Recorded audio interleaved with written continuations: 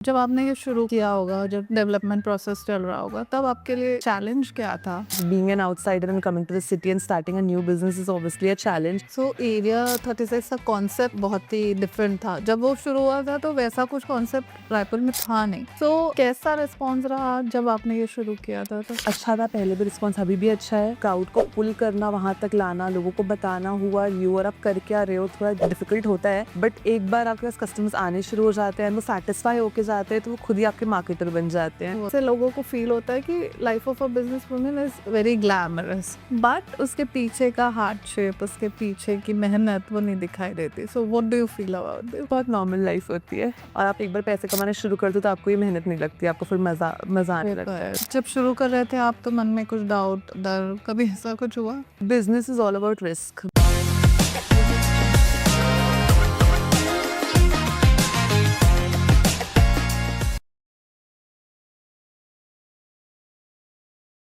Hello and welcome to Stories with Pooja.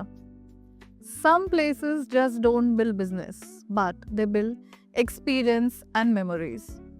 Raipur जैसे शहर में जहाँ एडवेंचर, फन के लिमिटेड चीज़ें हैं हमारे पास, वहीं एरिया 36 ने अपनी एक अलग पहचान बनाई है। It is a place of fun and thrill. तो आज हमारे साथ है एरिया 36 की फाउंडर रोशेल, जिन्होंने अपनी मेहनत, लगन और हार्डशिप से एरिया 36 को एक अलग मुकाम पर पहुंचाया है। So welcome Rochelle. So hello and welcome to our show. So सबसे पहले will start, tell us about yourself. आप कैसे रायपुर आए, आपका बैकग्राउंड कैसा रहा, बचपन कैसे बीता? बहुत ही नॉर्मल बचपन था मेरा, जैसे नॉर्मली सबका होता है। मेरी स्कूलिंग जांजगीर में हुई है, मैं जांजगीर से हूँ। अच्छा। एंड फिर मैंने हायर एजुकेशन अपनी की है स्कूल में फ्रॉम राजस्थान। मोदी यूनिवर्सिटी से मैंने वहाँ पे अपना हाई स्कूल किया है, काइंड ऑफ आप बोल सकते हैं।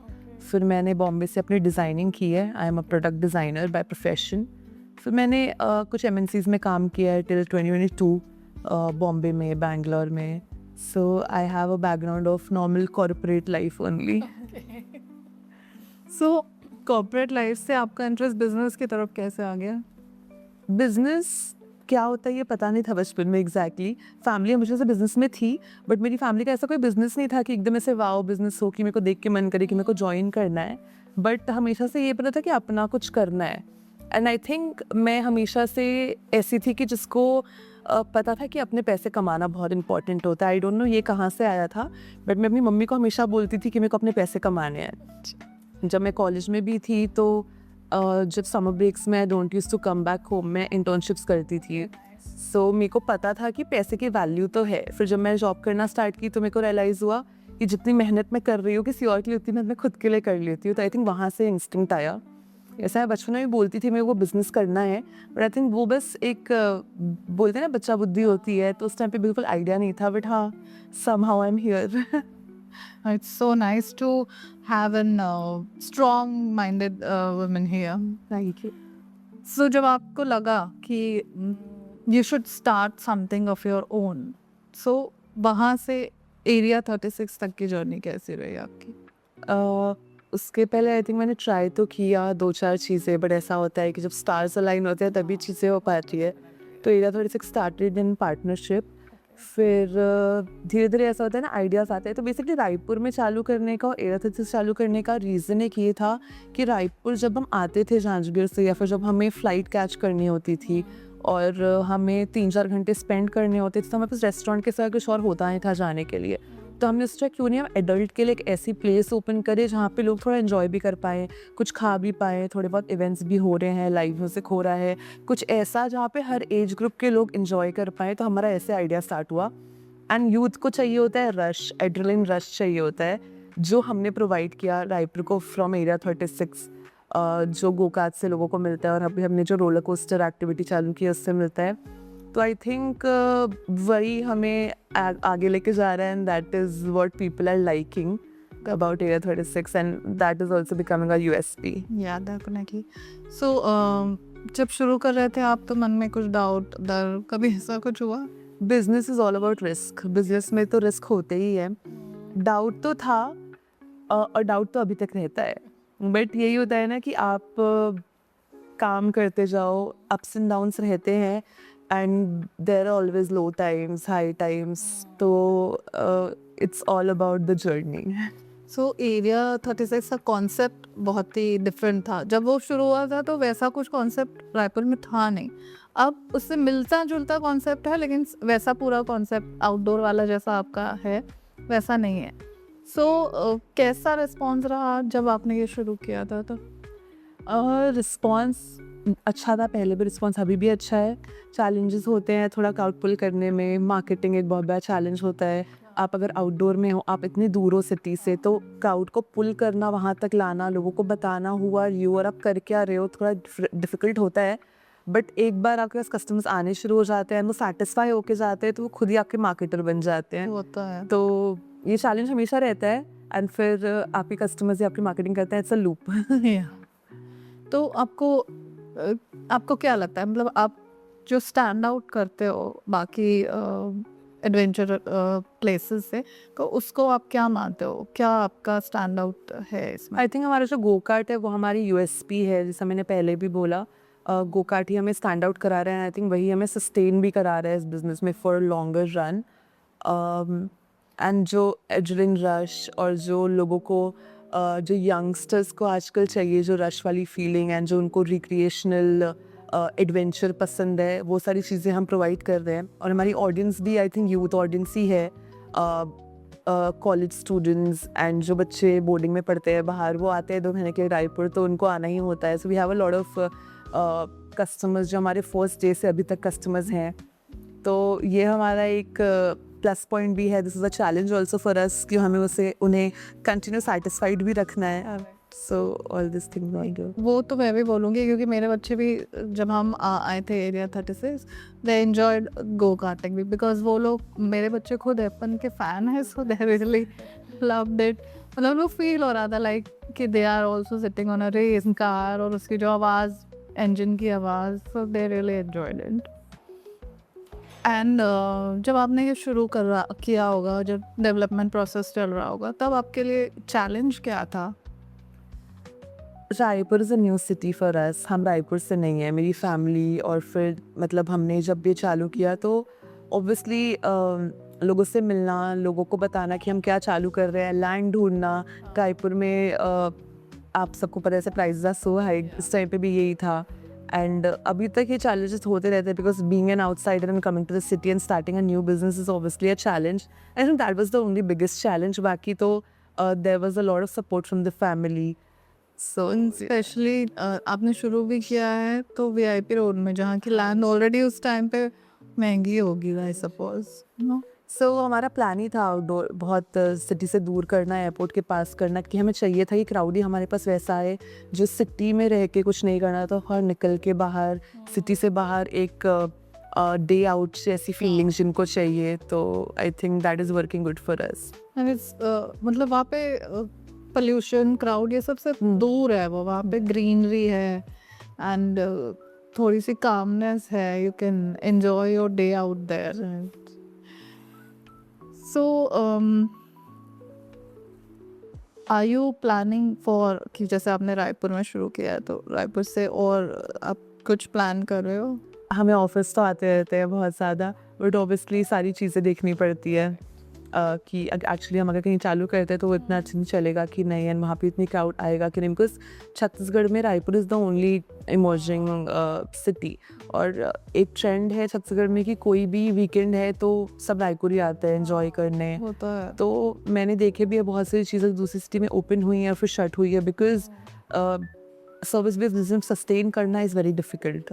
तो सारे एस्पेक्ट्स को देखते हुए भी obviously will want to expand, but बहुत वर्किंग लगती है। वो तो है, होता है एक्सपैंड करने में। आप अपने आप को लोगों तक पहुंचाने के लिए ऑब्वियसली प्रमोशन तो आप करते ही होंगे, बट वर्ड ऑफ माउथ कितना हेल्पफुल होता है? I think 99% word of mouth he helpful होता है।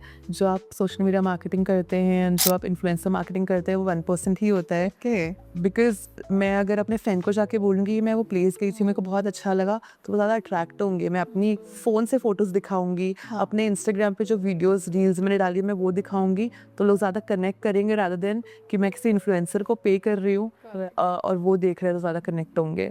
तो word of mouth marketing, referral marketing सबसे ज़्यादा हेल्प करती है। So that is very important हाँ। for your type of business. Yes. जब तक आप एक बिजनेस वुमेन है तो ऐसे लोगों को फील होता है कि life of a business women is very glamorous, but उसके पीछे का हार्डशिप, उसके पीछे की मेहनत वो नहीं दिखाई देती. So what do you feel about this? बहुत नॉर्मल लाइफ होती है। मेरे को लगता है कोई हार्डशिप भी नहीं होती है और कोई ग्लैमरस लाइफ भी नहीं होती है, बहुत नॉर्मल लाइफ होती है।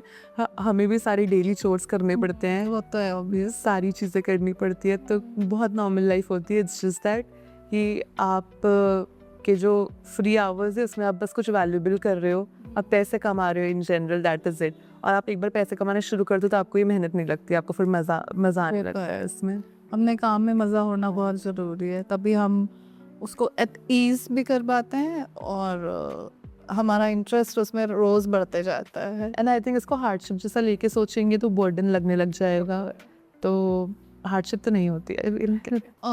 रोज़ हमारा दिन एक जैसा नहीं होता है, कभी हम बहुत खुश होते हैं, कभी कुछ परेशानी आ जाती है हमारे साथ. तो आप वैसे डेज में क्या करते हो जो आपके मतलब समझ नहीं आ रहा हो क्या करना है, सो कैसे कोप करते हो उन सबसे? I'll just take a day off. So nice.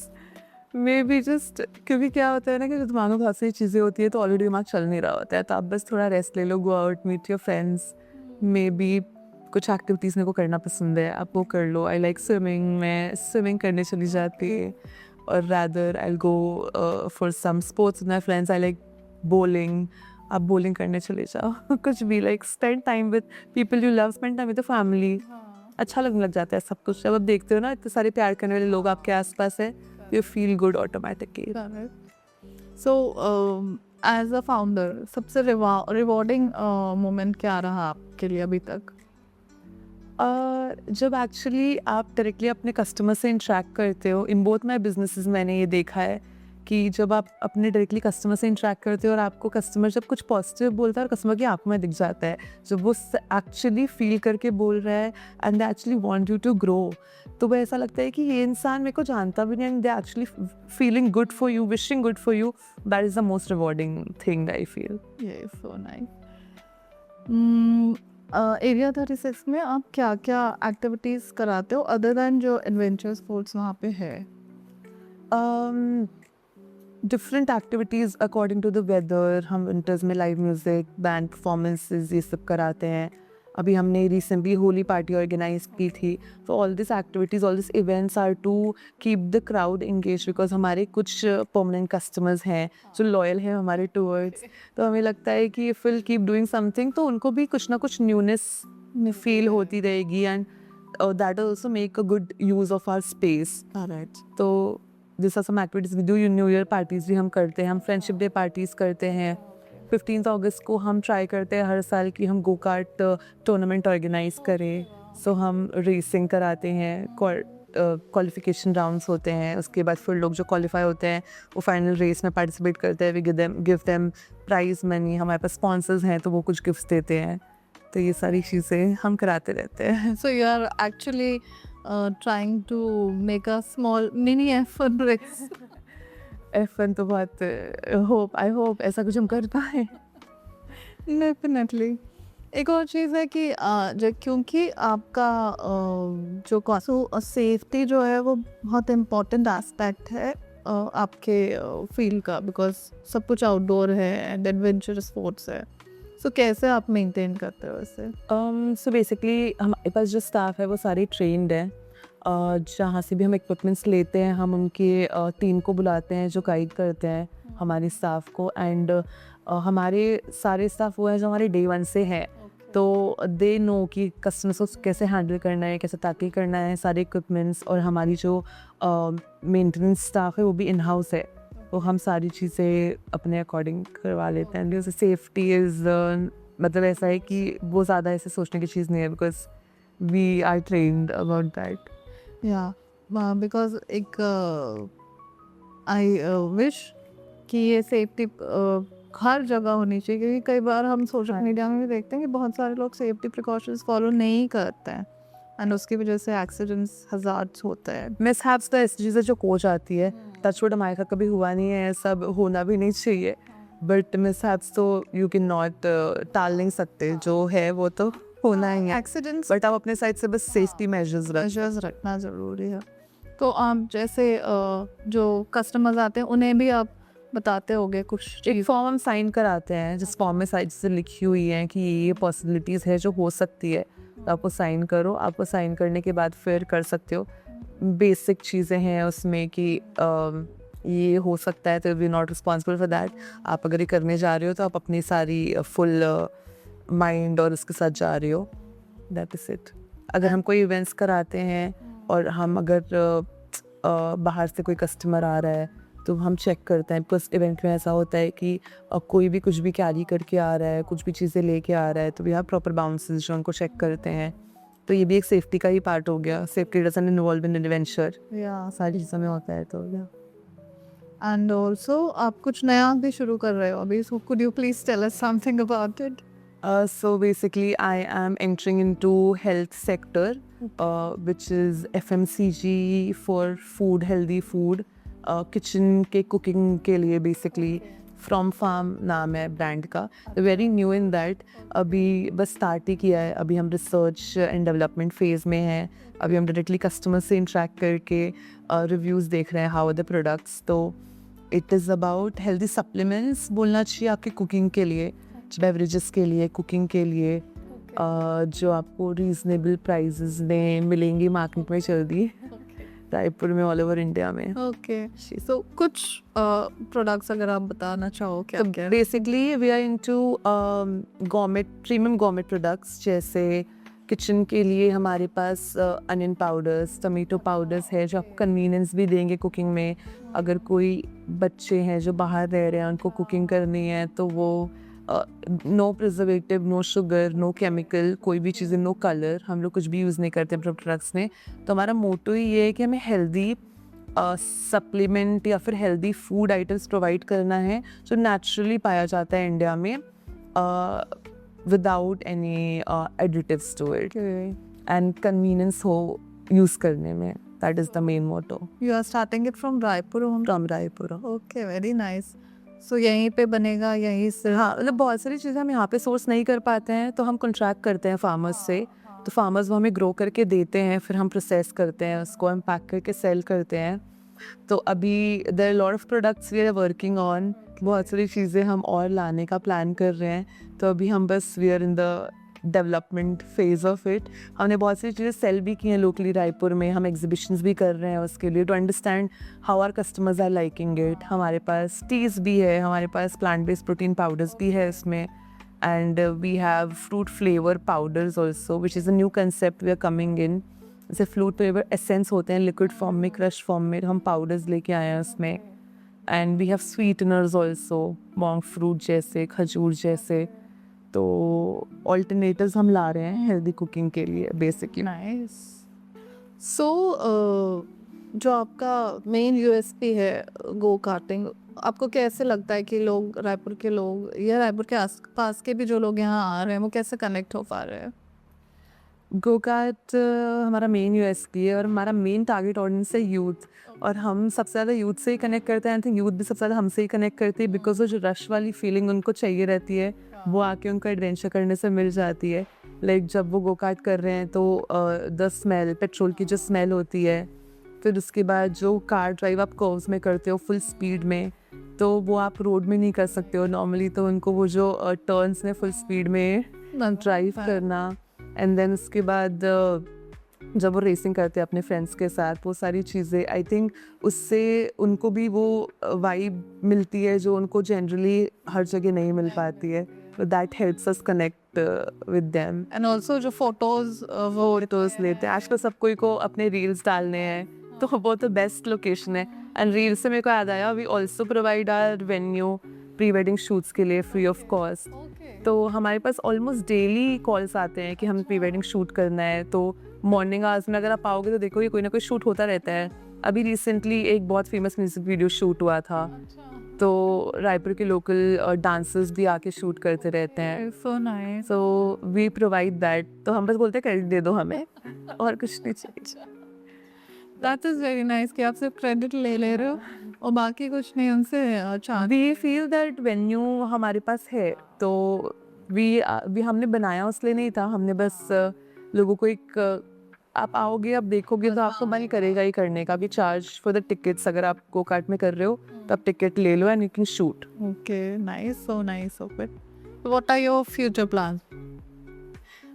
We want to grow area 36 and also my from farm.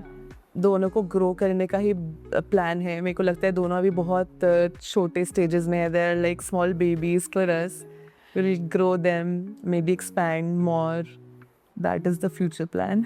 So we wish कि आपके दोनों बेबीज बहुत अच्छे से ग्रो हों एंड रायपुर के लोगों को और एंटरटेन करें एंड हेल्दियर बनाएं। Yeah, sure. Thank you very much. Thank you so much. Thank you.